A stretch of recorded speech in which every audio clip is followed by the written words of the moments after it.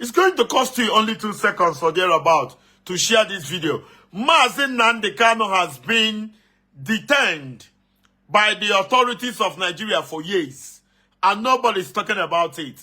Mazi Nnamdi Kanu is having a valid court order here in Nigeria, and the order says give Mazi Nnamdi Kanu bail, and a certain court in Kenya granted Mazi Nnamdi Kanu certain amounts of money compensation because of what they call something rendition. Let me not say what I don't know because I'm not a lawyer. I'm not a law student and I don't practice law. So I'm going to limit this whole broadcast or story to the best of my knowledge. Nnamdi Kanu was accused of doing broadcast and all that. 1 month ago, we saw the same government of Nigeria negotiating with armed terrorists. You know what it means to be armed terrorist? And that is exactly why, more reason why President of the United States called Nigeria a disgraced country. You know what it means to categorize or to call the most populous, the most populated, the most talked about black nation or country a disgraced one? Coming from, you know, after Jesus Christ, after God in heaven, the greater man, after Jesus Christ in heaven, it should be whoever that is the president of the United States of America.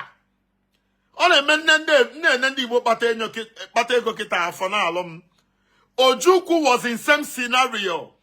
Sometime during the war, Ojukwu had to flee from Nigeria to Ivory Coast. And who fell to Buai? Then president of Ivory Coast gave Ojukwu shelter. Ojukwu na Yakubu Gowon no Rogo. Ojukwu na Ivory Coast. Yakubu Gowon no Nigeria.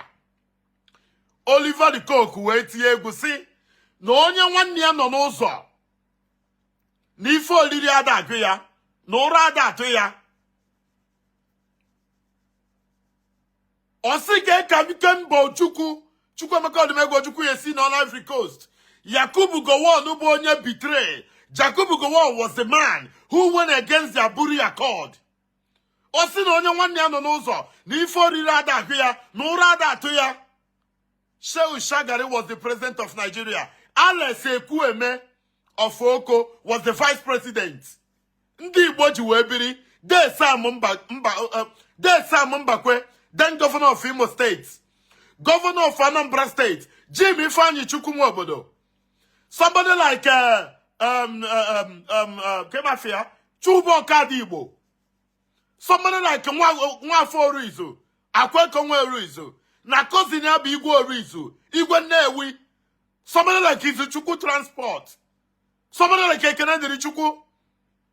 Stephen Edu Mude. Asi ke ihe na-eme. Agbale Ekwueme, asi abata. Ni ife agbaro, ni ike mba no Ivory Coast. On exile for 12 years. Ndị Igbo bịa together. Eje meeting. Yoba Shagari biko, negotiate ye. Ojukwu returned to Igbo land. He said something. He made it categorically clear. Ojukwu si na onye ọkụkọ ya nọ n'ukwu osisi. Ọkacha oke ọkpa na-eso nwunye ọkụkọ ana. Ojukwu si ọ bụ na ọkụkọ gị nọ n'ukwu osisi. Gị kajie ya okwu tobi ya ụnọ. Ihe obi n'ụbọ akụluo ụnọ. Ndị Igbo bịa develop unu bụ unu. Ọ na-eme oke ọkụkọ si nwunye ọkụkọ pụọ. Osori alarụ, nwunye ọkụkọ pụọ n'ụtụtụ. Oke ọkụkọ sori ya pụọ. Before you know it, onye nwe oke ọkụkọ chọbe ya achọ. I watch him birthday. I like him on what Tinubu so much. I don't tribalistic. I only tell you the facts and figures. What Tinubu, Shayi Tinubu. I'm from Shayi Tinubu as a very simple guy. A guy named pride. Even though now they project here to be the next governor of Lagos State, son of the president, commander-in-chief of the armed forces, son of Senator Remi Tinubu. Shayi Tinubu ka na-ekwu maka ya. Shayi Tinubu was to birthday ya. 4 Igbo big boys.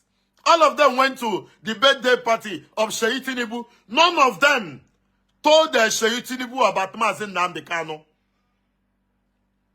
Governor of Ebonyi State, Governor Bonyangu Ifurubonye APC, Governor Tinubu, from all accounts, Amamonyo, I have never seen Governor Tinubu before.